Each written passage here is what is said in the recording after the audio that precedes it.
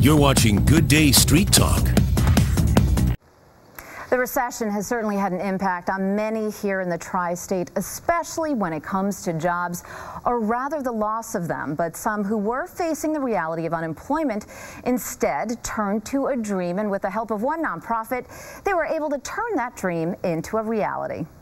Lisa Best started sewing when she was 5 years old, making clothes for her Barbie doll. I made tops for friends and then their parents and then a wedding dress for a neighbor, and I just never stopped sewing. Best was working in the fashion industry but got laid off. Jobless, she decided to follow her dream and create her own label, Pippi Hepburn. You just can't find the time to do it unless you get really focused. Find some people to teach you how to manage your time, manage your energy, and find venues to sell your pieces. She learned the skills to start her business at Rising Tide Capital in Jersey City.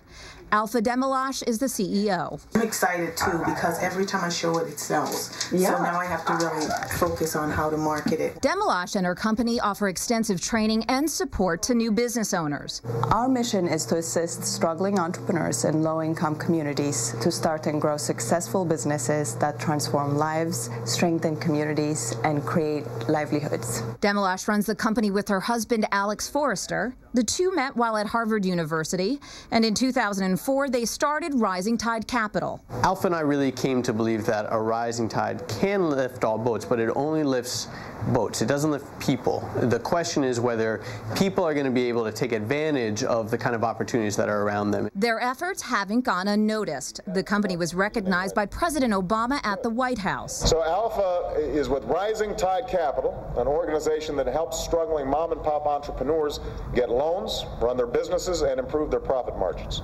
And so far, Rising Tide has helped 250 business owners in the state of New Jersey. Demelash took a long route to New Jersey. She was born in Ethiopia. Her mother was forced to leave the country and came to the U.S. looking for a better life. She came to this country and worked as a waitress by day and would make beautiful gowns at night and used really her earnings from the entrepreneurial venture to save and be able to invest in me, to bring me to this country, to educate me. Now, Demelash is trying to pass on what she learned from her mother, and what Rising Tide has passed on to Lisa Best will start helping others. I'm looking for factories, and I found some that are reasonable in America because I'm trying to keep jobs in America.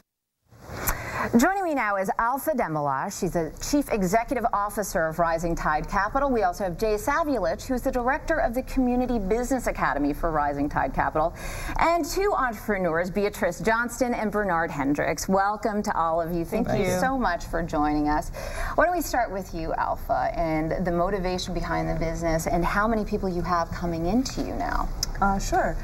The motivation, as I've talked about a lot recently, is my mom. My mom was an entrepreneur. She worked a full-time job during the day and would sew at night and save and bring me to this country and offer me opportunities that I felt very strongly about giving back and doing the same thing for other entrepreneurs. And since we established the organization about 6 years ago, we've had over 280 entrepreneurs who've completed our programs, people like Beatrice and Bernard, who have really taken their ideas and propelled them to that next level. So it's been an exciting journey. It's been incredible, and I think, Jay, you clarified this for me, actually, that unlike organizations that actually provide the funding, what you're doing is starting much earlier in the process, which is to say there are a lot of things you need to know just as an entrepreneur, but a lot of things that you need to do to be able to qualify. I mean, we all have heard lending is very tough these days. Right. Getting a loan is very tough. So describe the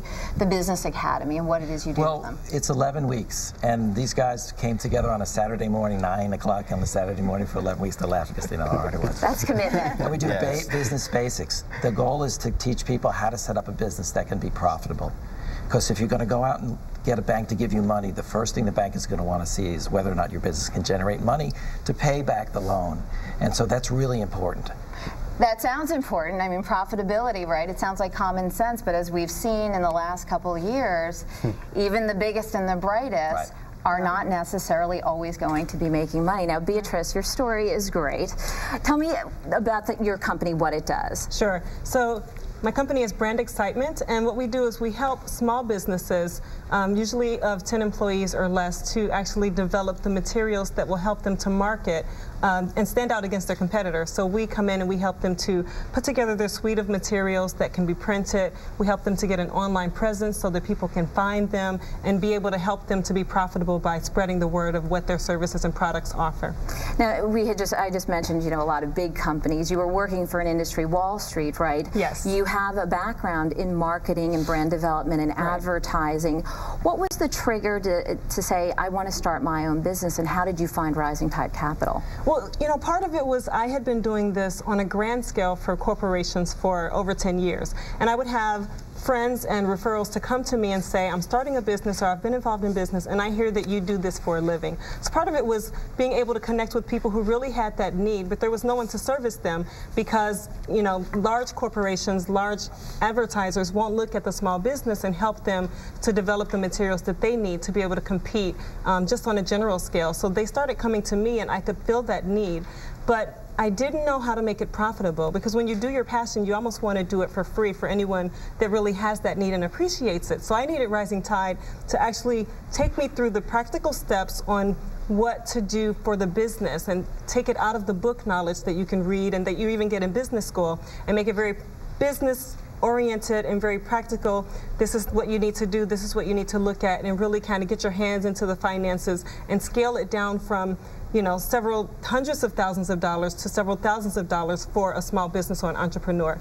Okay, Bernard, you have your own cleaning company. Yes. Okay, and did you have experience in the field prior to going through Rising Tide Capital? Yes, actually, the job that I work at now, I work in New Jersey City University College, and we do the floors, scrubbing and waxing the carpets, and I love doing it. So I went to Rising Tide Capital to start trying to figure out how to start the business up. But actually, when I first started Rising Tide Capital, I went through the course to do a grocery store. And at the end of the course, I switched it to the cleaning company. And oh, interesting. Why is that? Did you find that the grocery store wouldn't be quite as profitable as you thought, or was it something you learned in Rising Tide Capital that made you change your mind? Actually, the grocery store, you need a little bit more capital. With the cleaning, you don't need as much startup costs. You start from home, so that was easier. And then maybe in the future, I can start the grocery store. Now, Alpha, is that pretty common that people present you with a specific business idea, and through the course of the 10 weeks that they go through, that they find that, well, maybe this wasn't as viable as I initially thought? Absolutely. I think part of our mission is to make sure that the people who come to us are on the right track. That it takes tremendous risks, especially when you don't have as many resources to devote to a business, and we want to make sure that they're committing those resources towards an idea that works. And there are a lot of people who come through the program who may have a dream or a vision that is different than what is practical or where an industry that they have an experience in. And we let them make that decision on their own. So when they go through the experiences of taking the class and learning from someone like Jay, who's owned 6 different businesses, who knows what failure looks like, who knows what success looks like, and when he guides them through the process like that, they come to a decision on their own. They say, maybe I should be changing my idea to make it more viable. And what are you looking for from the applicants? There's a lot of people right now who, we've read about these jobless benefits running out. I mean, some people have been unemployed for a year now, right, and are starting to realize they're going to have to call in their own resources. But what are you looking for from the applicants? Well, these guys are a good example. It really helps if you have a skill or talent that you're bringing to a business idea. In Bernard's case, he wanted to do a grocery store, but it turned out he knew how to do floors, so that's a great place to start. And in the Community Business Academy, you don't have to know about business, but it's really helpful to work from your strength, the kinds of talents that you already have. Okay, thank you all very much, Alpha, Jay, Beatrice, Bernard. Good luck. We look forward to hearing good news from you and inspiring us. Great work, you guys. All right, next up, the organization that's showing young adults how to be well suited for their corporate dream jobs, literally. More when Good Day Street Talk continues. Stay tuned.